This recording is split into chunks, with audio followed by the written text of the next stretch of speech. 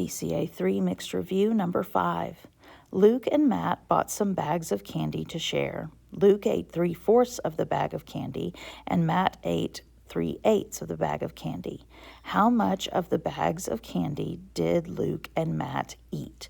Luke and Matt. So I want them together. That means we're going to add these two fractions.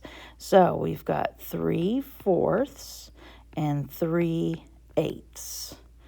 And so we're going to add those together. I can't add 3/4 plus 3/8. Fourths and eighths are different things, so I need to make them the same. First thing I always say to check for, can the smaller denominator change to match the bigger denominator? Can a 4 become an 8 to match the 8 we've already got? Yes, 4 times 2 equals 8. And so that's exactly what I'm going to do. Since I did times 2 on the bottom, I have to do times 2 on the top in order to get a equivalent fraction. 3 times 2 is 6, so we got 6/8, and now I can add those 3/8. So 6/8 plus 3/8 equals 9/8. Now we check for two things. Is that an improper fraction? Is it a fat cowboy, little horse? Yes, 9 is bigger than 8. So we go over to the side and do 9 inside, 8 outside, putting that cowboy in the gym so he can lose some weight, because people should not be bigger than horses. And so how many times is 8 going to 9? It goes once, which equals 8. 8 times 1 is 8. And that leaves me with 1. Now remember how the story works. The 9 was our cowboy. Then he lost some weight. He lost 8. And now our cowboy's down to 1.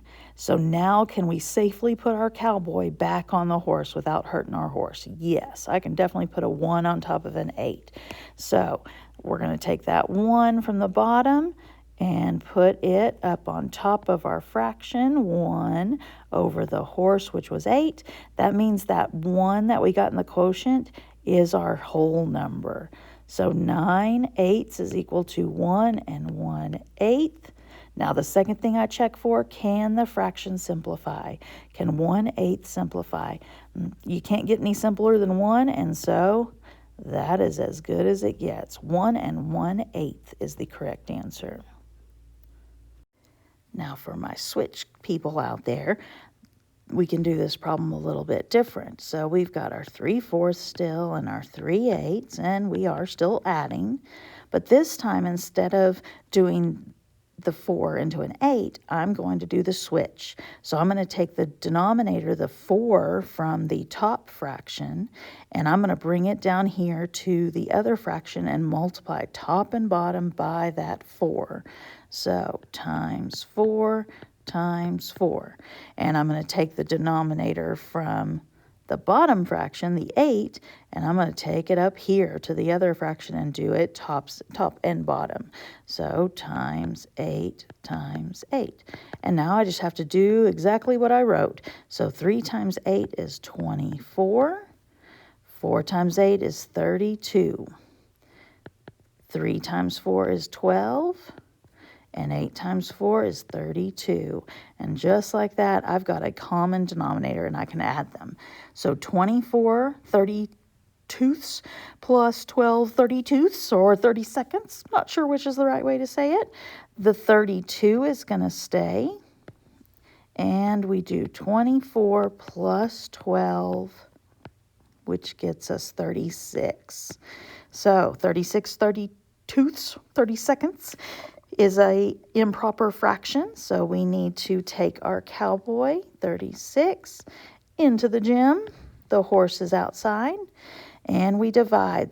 3 cookies, 32 people? No, won't work. 32 into 36 will go 1 time. 32 times 1 is 32. Subtract, you got 4 left over, and now can I put this cowboy on top of his horse without hurting the horse? Yes. So I'm going to take that 4 up here and put him on top of his horse, the 32. So 36 over 32 is equal to 1, and 4 over 32. Now we've got to simplify. Can 4 and 32 both divide by something? Can you find 4 and 32 in the same column of the multiplication chart? Yes, you can. You should be able to find them both in the 4s because both of those numbers will divide by 4. Now, when you simplify, do not lose that big whole number. That 1 is just going to come straight over. It doesn't change. Only thing we're simplifying is the fraction. 4 divided by 4 is 1. And 32 divided by 4 is 8. And so I get that same answer of 1 1/8.